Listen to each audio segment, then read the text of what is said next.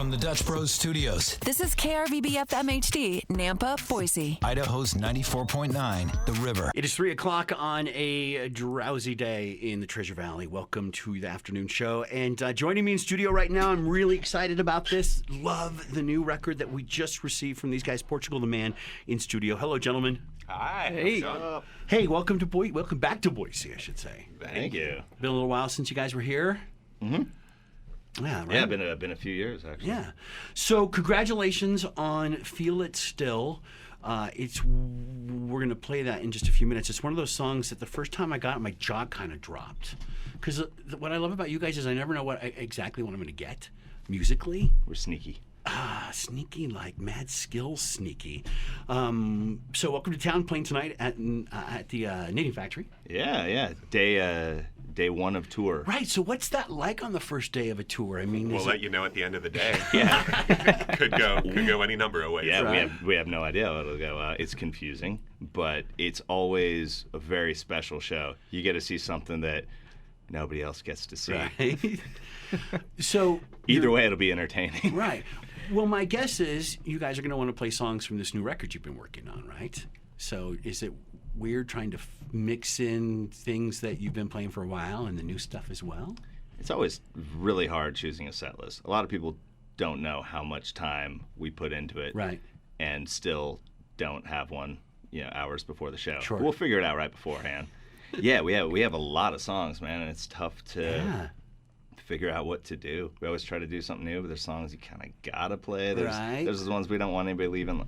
Yeah, I hate leaving a show being like, I can't believe they didn't play that song. I'm so glad to hear somebody from your side of the business say For that. sure. But we got to throw a couple deep cuts out there for the longtime fans. We want to play some new stuff just because that's what we're excited about. Exactly. Obviously, that's what we want to play. I should rewind. I'm terrible at introducing people, so I'm going to let you introduce yourselves. Oh, my name's Zach. Hello, Zach. Hey, I'm Eric. And I'm John. John. You guys have a phenomenal story behind this new album, and I kind of want to bring it up because is it true you had been working on basically a follow-up to the last album for like 3 years and then just said, let's start again? We basically just threw it out. I mean, not exactly threw it out. We picked out a few songs that we were going to work on. The reason we started over from scratch is because I had gone back home. It was 3 years into writing this record. We were working with Mike D, Danger Mouse. We have some of the best musicians and artists in music working on the album.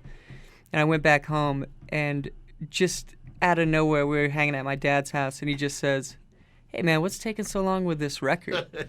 I feel like you've been working on it forever. Don't you just walk into a studio and play some songs?" And it just takes hearing that from somebody who goes out and builds houses. Right. Like, he was looking at it like you build a house. Like, you go out, get your tools, go to work. Looking at it from that perspective and the way we were brought up, it just kind of clicked for me. And I decided that we would just get rid of all the stuff we had been working on, and we would just focus on 10 songs and write an album. Well, I'm sure that the folks at your record label were delighted by that. Yeah, very exciting. So it's all gone. And was there something else that sort of helped the direction of this record? Yeah, it was being back home with my dad. He had actually just he had given away this old toolbox that he had, and apparently his ticket to Woodstock was still in the bottom of this toolkit. Amazing. And his friend had just brought it back to him. It was in this little plastic baggie, and I saw this little bag sitting on the shelf. I was like, "What is this?" It's like, "Oh, that's my ticket to Woodstock." Apparently, it was in the toolkit I gave away. Wow. So crazy. That's an amazing story. So that sort of helped provide a direction to the record, because a lot of the music at Woodstock was from an era where it was a lot of social commentary, and I guess you would say protest songs too. Yeah, totally. I mean, that was the idea. Like, going back into the studio, it was, let's write songs that matter. It's easy to be in a setting where you have instruments in front of you. You can write songs and melodies all day long, but we wanted to write a record that mattered and made sense today. Yeah. So it's a collection of all of our thoughts. We're visiting with the band Portugal the Man, who are kicking off their tour tonight at the Knitting Factory with HD Ben Dope. And I just, I guess, let's play the song. Let's play the new song, and then we'll come back and chat a little bit more, because this song just makes me, all my happy parts activate. This is called Feel It Still. It's from the upcoming album from Portugal, The Man. You're listening to 94.9 The River.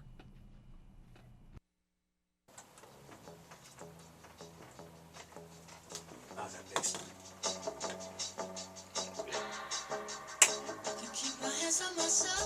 This is so sexy. Pretty happy. It's a lot more stripped than we're used to. So when we're making it, It's exposing. yeah, we feel it's a little naked. It's got such a vibe to it too. I mean, I love the. Are those real horns? Yeah, it's some samples, some real horns. I think it's the what is the peanut butter wolf label? What is it? I always space it. Yeah, it was through ASO, right? ASO. Yeah, it's his horn players. Horn players that play on a lot of their stuff. So I'm guessing like Thundercat. Okay. Yeah. Thundercat. I love his new record too. He's so Speaking of yacht rock, the song with Kenny Loggins and Michael McDonald on it. Yeah, right? totally. Yeah. That's also on this post that published today that has your new song out there. Was writing about that. It's just like, damn. Thundercat played Treeport a couple years ago. Oh, nice. Might have been. Nice. I saw him a few months ago in Portland, and one of our last drummer was buddies with them. And super nice guys, man. It was an insane show. It was crazy. I don't know if I can talk about it, but actually, Beck had me and Thundercat like act as his band for a video that never came out. Oh, really? Like, Damn. we all had to like go to LA and like Do the whole hang out and thing. shoot the video. And, Got the call the night before. Like, Wow. Yeah, got the call the night before. And then it didn't come out? Nah. It to be honest, I could see why. It was like the director of, I think, Rogue One, maybe? It was, Yeah. One of those. I'll just forget his name. Yeah. Yeah, it was crazy. But yeah, Thundercat's rad.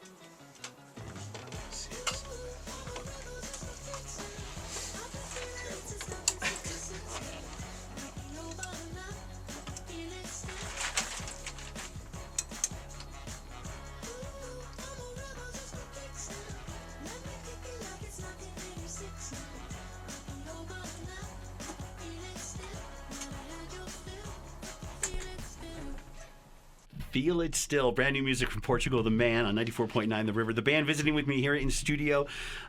There's something about that song that just was so fantastic. It's like, it sounds a little bit subversive at the same time that all the fun stuff is happening. Is that maybe a common theme of the new record? It's a quiet cool. Yeah, it's not safe. Definitely not safe. So, how often do you get home? You guys are, you two grew up in Wasilla? Yeah. All three of us. All three of you did, really? Okay. Boy, that must have been interesting when You Know Who came, become a national celebrity. That was a shocker. Actually, you were the first person that I got that morning when I woke up, and I had 40 text messages. I think you were the first that I read. I was in San Diego at my buddy Mark's house. Whoa. We were on tour, and that was crazy. Yeah, she worked for my mom. Really? The journalism community is really small in Alaska. Yeah? My mom was an editor-in-chief of a local newspaper in Wasilla called The Frontiersman. And can we say your name? Should we just say yeah, it? sure. We'll say Sarah. We'll just say Sarah.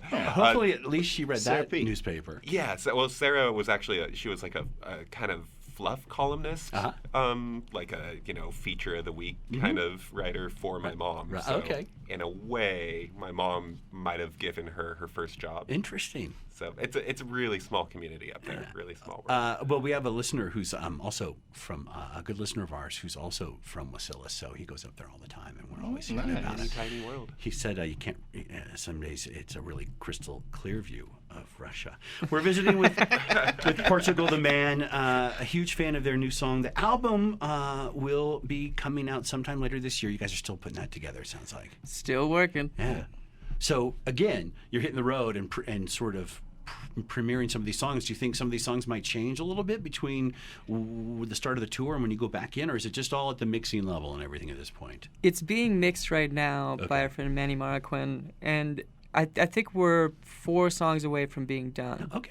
And you never know. Right. With this band, you never know. Like, we come down to the wire. I think this song and video, everything about it was finished the week before it came out. Okay. Totally. Wow. I like that the last minute kind of thing. Right. You know? And what's fun about it too is if we are second guessing something, a lot of times we'll change it live. We're like, I wish we would have done that, but we still can live. Right. Exactly. And it gives it a way for the song to kind of keep growing and evolve, even though once we record it, it's like, well, that's where it was. That's a picture of it at that point, graduation or whatever, and then it can go on to do many other things. It sure can.